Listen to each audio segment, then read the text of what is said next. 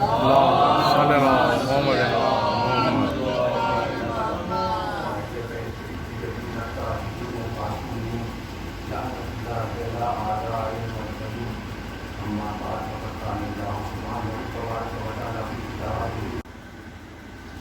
کسی اور کا کام نہیں ہے کہ احتجاج کریں، یہ ہمارا آپ کا فرض ہے۔ امام حسین نے یہ سکھایا ہے، امام حسین بھی چاہتے تو آرام سے ایک کونے میں نکل جاتے۔ آپ کہتے تو ہیں، پڑھتے تو ہیں ظاہری میں، کہ امام حسین نے کہا تھا میں ہندوستان جانے کی اجازت دے دو، امام حسین بھی چلے آئے ہوتے کہیں کسی کونے میں، کیا ضرورت تھی جان دینے کی؟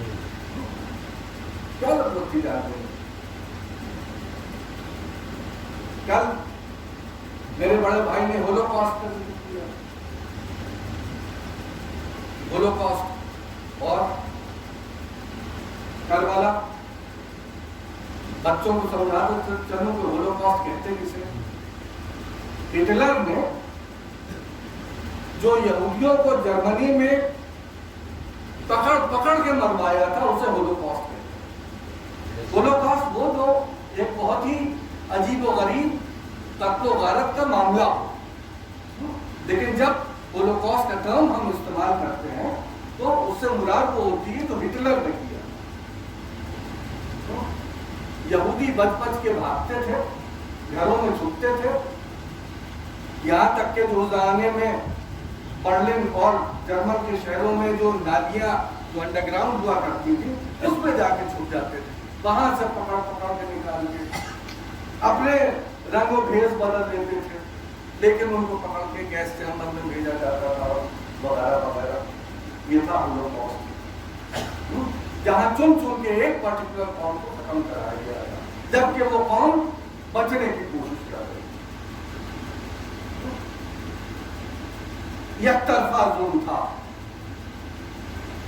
جہاں ایک شخص یا ایک پارٹی یا ایک حکومت ظلم کر رہی تھی اور اس ظلم سے بچنے کی ترکیبیں دوسری قوم کر رہی تھی جس کو ظلم ہو رہا ہے۔ کربلا یہ نہیں تھی، کربلا وہ تھی کہ جہاں امام جناب قاسم سامنے کھڑے ہو کے کہتے تھے کہ مجھے موت کراؤ۔ کربلا وہ تھی کہ جہاں بچے بچے امام حسین سے سوال کرتے تھے کہ شہداء میں ہمارا نام درج ہے کہ نہیں ہے۔ کربلا اس انقلاب کو کہتے ہیں کہ جہاں معلوم تھا کہ صبح کیا ہونے والا ہے، امام حسین بتی کو گل کر رہے ہیں کہ جس کو جانا ہے چلے جاؤ، لیکن وہ بیدار قوم ہے جو اندھیرے کا فائدہ اٹھا کے چلی نہیں جاتی۔ شاید ہم آپ ہوتے تو یہاں میدان خالی ہوتا، ذرا سا فرق پڑ جاتا ہے، چچا بھتیجے میں لڑائی ہو جاتی ہے، ہم آپ مورا وطن خاموش ہو جاتے ہیں، تعلقات بگڑ جائیں گے۔ ہاں بات تو ہے ذاتی تو وہ کر رہے ہیں، کیسے بولیں چچا ہے، یہ حسینیت نہیں ہے۔ اگر ہم کو آپ کو اگر درس حاصل کرنا ہے، یاد رکھیے کہ ہم وہ قوم ہیں کہ جب ہم پیدا ہوتے ہیں تب سے ہمیں عادت ڈالی جاتی ہے سینے پہ ہاتھ رکھنے کی۔ اگر ہم نے اس سینے پہ ہاتھ رکھتے ہوئے کربلا کے میسج کو اپنے دل میں اتارا ہوتا تو ان چھوٹے چھوٹے جھگڑوں میں بھاگ نہ جاتے، یہ نوبت نہ آتی کہ حسبے میں ہم جمع ہو اور 1 گھنٹہ کس کے پاس جائے اس پہ جھگڑا کم ہو جائے کہ 8 بجے مجلس ہوگی کہ 10 بجے مجلس ہوگی۔ تلواریں نہ کھنچ جاتی اس پہ کھنچتی کہ اگر ہم کرنا چاہتے ہیں چاہے رات 12 بجے ہم کریں۔ مقصد حسین کو سمجھیے، کربلا کو سمجھیے۔ ماشاءاللہ ہم سب وہ قوم ہیں کہ جس کو اپنے پہ فخر ہے کہ ہم حسینی ہیں، اور ہمیں یہ بھی یقین ہے کہ ہماری قوم تو پیدا ہی کی گئی تھی امام حسین کے میسج کو آگے بڑھانے کے لیے، تو للہ اپنے جھگڑوں کو نہ بڑھائیے، امام حسین کے مشن کو بڑھائیے۔ امام حسین کا مشن ہے اسلام کو سمجھنا اور بیداری کے ساتھ ظالم کے خلاف آواز اٹھانا۔ اب اگر کوئی شخص ہندوستان کی حکومت پہ بیٹھ کر اور مسلمانوں پہ ظلم کر رہا ہو، تب پھر ہمارے لیے لعنت کا مقام ہے کہ اگر ہم اپنے اوپر جبے پہن کے اس کے ساتھ لڑ رہے ہیں۔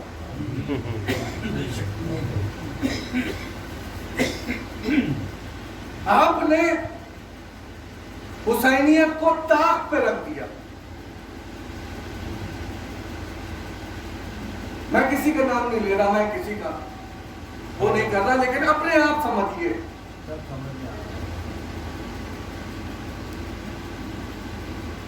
میں نے تو ایک حکومت کا نام لیا، شیعت کے ساتھ سب سے بڑی مسئلہ آج یہ ہے کہ ہماری عوام، ہم روتے ضرور ہیں کہ ہم پہ ظلم ہو رہا ہے، لیکن کتنے بڑے ہم خود ظالم ہیں کہ بھول جاتے، اپنے کو حسینی کہہ کے اپنے ہاتھ سے حسینیت کا قتل کرتے۔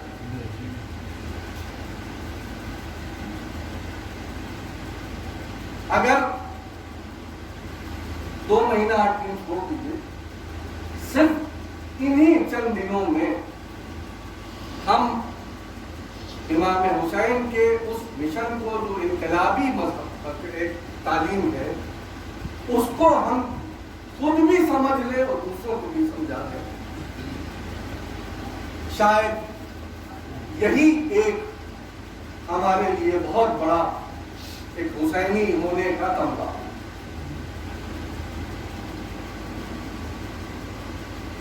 مومنین،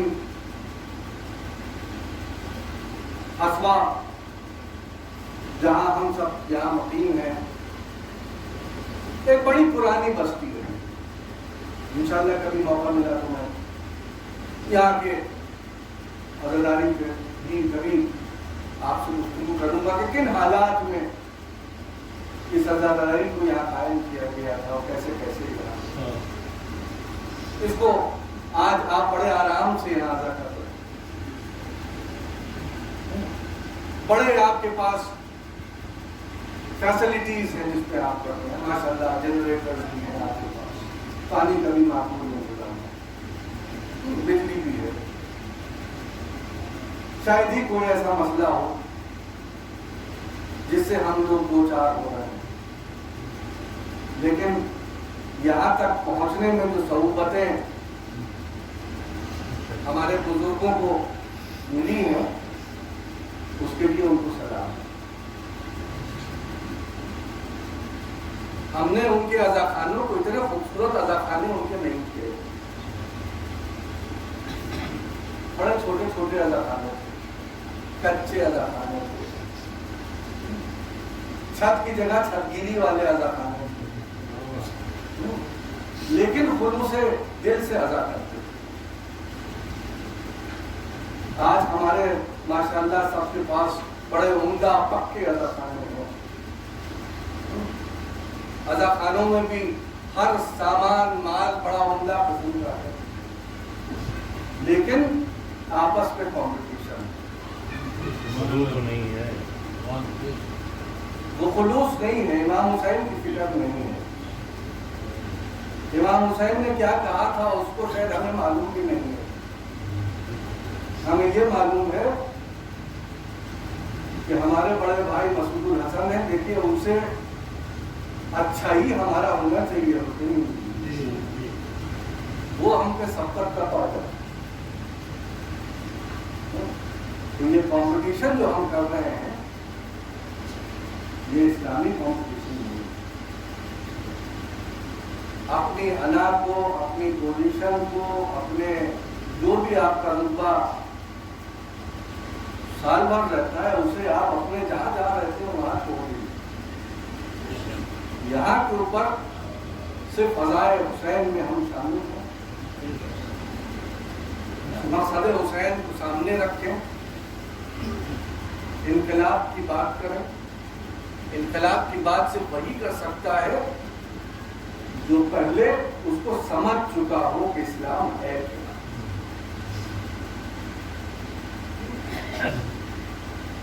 مومنین آج 6 محرم، آج عام طور سے جو ذکر کیا جاتا ہے وہ جناب حضرت علی اکبر علیہ السلام۔ میں کوئی ذاکر نہیں ہوں کہ آپ کے سامنے جناب علی اکبر کے مسائل بیان کروں، بس 2-3 جملے میں پڑھوں گا۔ اور وہ یہ کہ ذاکرین میں آپس میں یہ اختلاف ہے کہ آیا جناب علی اکبر پہلے شہیدوں میں داخل ہے یا بعد میں؟ کچھ ذاکرین کا کہنا ہے کہ امام حسین کی خدمت میں جب بھی جناب علی اکبر تشریف لے جاتے تھے کہ بابا مجھے رنگ کی اجازت دیجیے، تو امام حسین کہتے تھے اے بیٹا میں تمہیں کیوں کر مرنے کی اجازت دیتا۔ اور روایت یہ بیان کی جاتی ہے کہ آخر میں جب بالکل کوئی نہ بچا تھا اس وقت امام حسین علیہ السلام نے جناب علی اکبر کو بھیجا، لیکن مقاتل میں یہ آیا ہے کہ جناب حضرت علی اکبر پہلے شہیدوں میں داخل جن کو امام حسین علیہ السلام نے سب سے پہلے روانہ کیا۔